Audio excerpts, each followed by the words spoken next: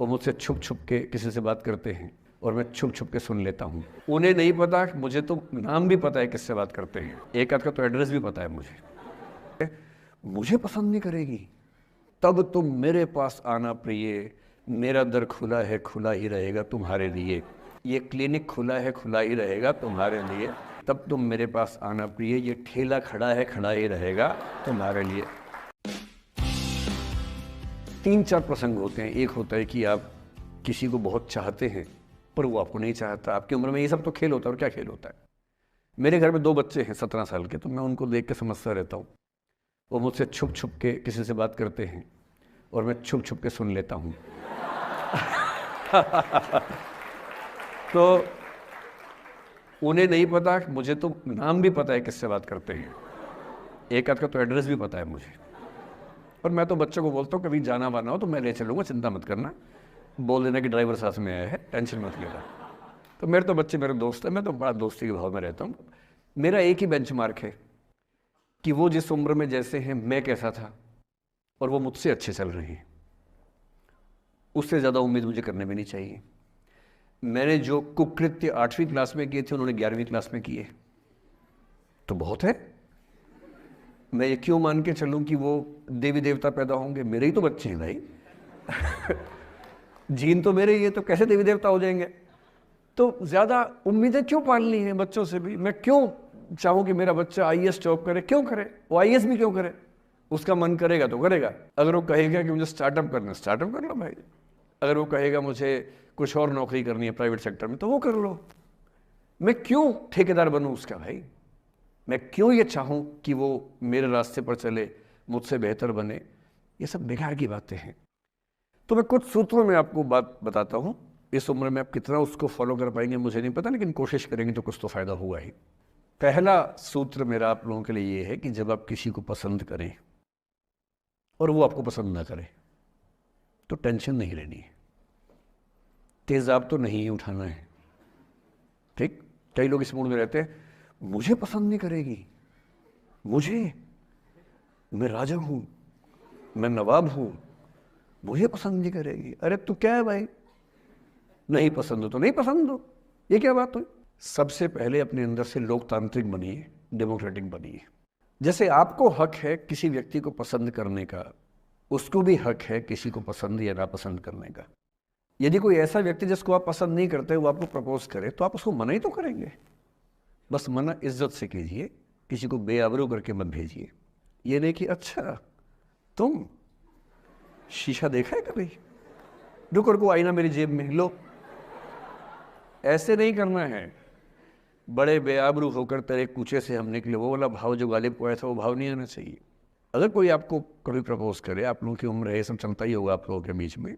मैं आपके टीचर से सामने बोल रहा हूँ, लेकिन मैं ऐसा ही हूँ। मैं जानता हूँ कि आपकी उम्र में से होता होगा, सब जानते हैं, तो होता ही होगा। कभी किसी से ये उम्मीद मत करना कि वो आपको पसंद करे ही करे।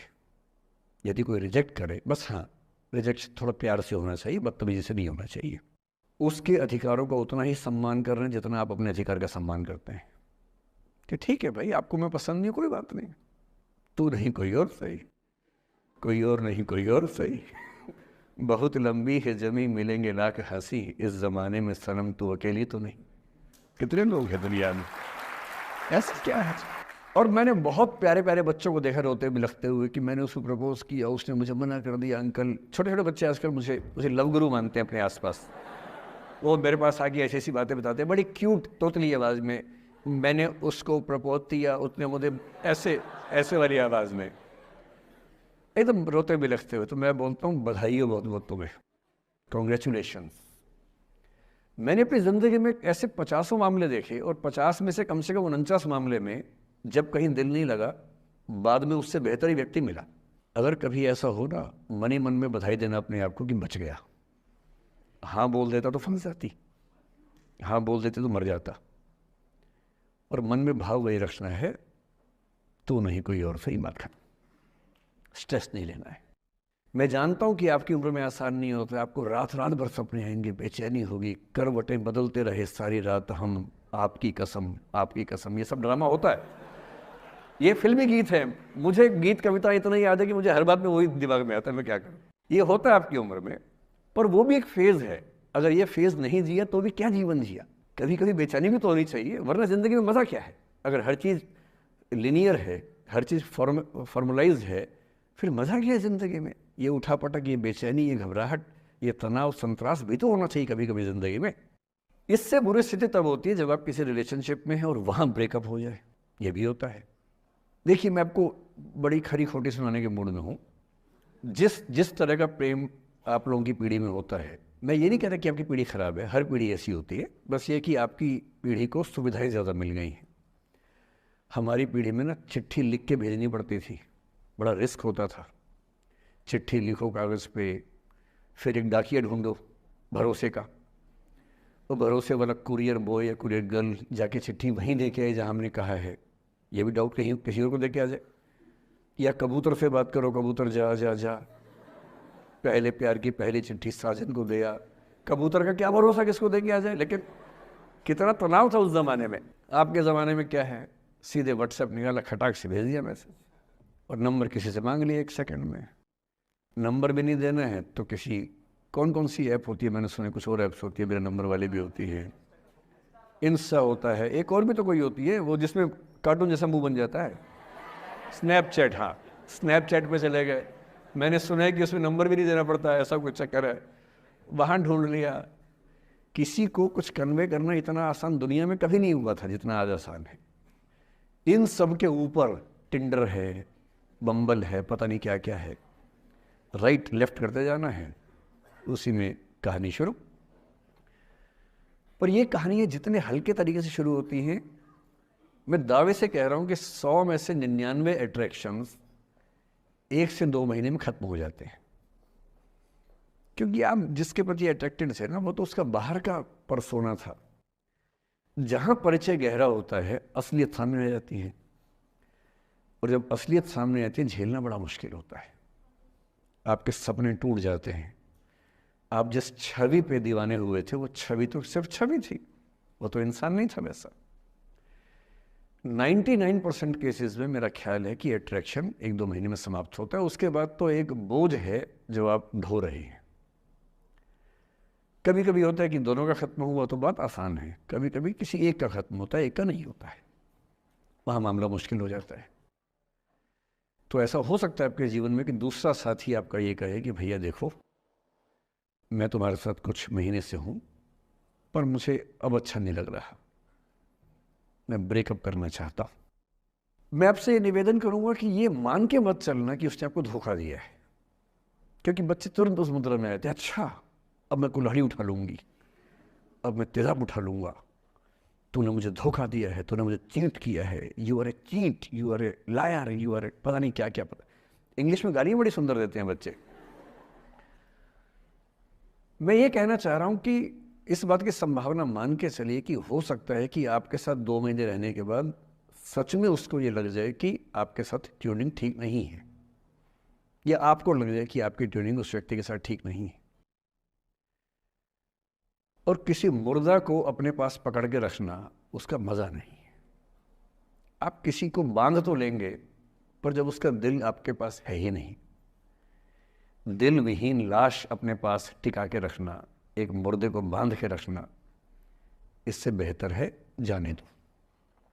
वो अफसाना जिसे अंजाम तक लाना ना हो मुमकिन, उसे एक खूबसूरत मोड़ देकर छोड़ना अच्छा। और ये खूबसूरत मोड़ कैसे होगा? अगर कोई जाना चाह रहा है तो आपके पास 3 ऑप्शंस हैं। एक, ना उसको अच्छे से बात करे ना खराब से बात करे, न्यूट्रल होके जाने दे।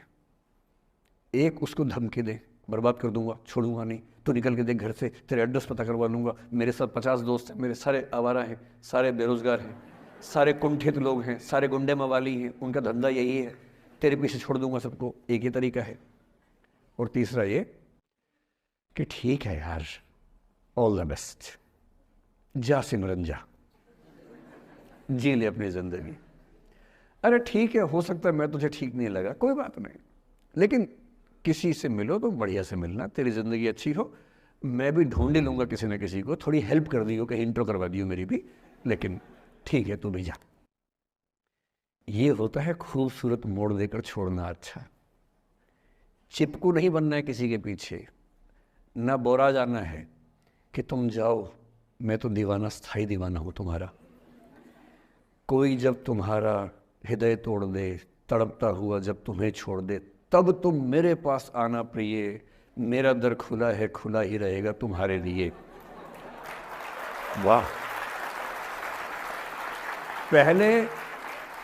पहले के ज़माने में बेरोज़गारी का ये लक्षण था।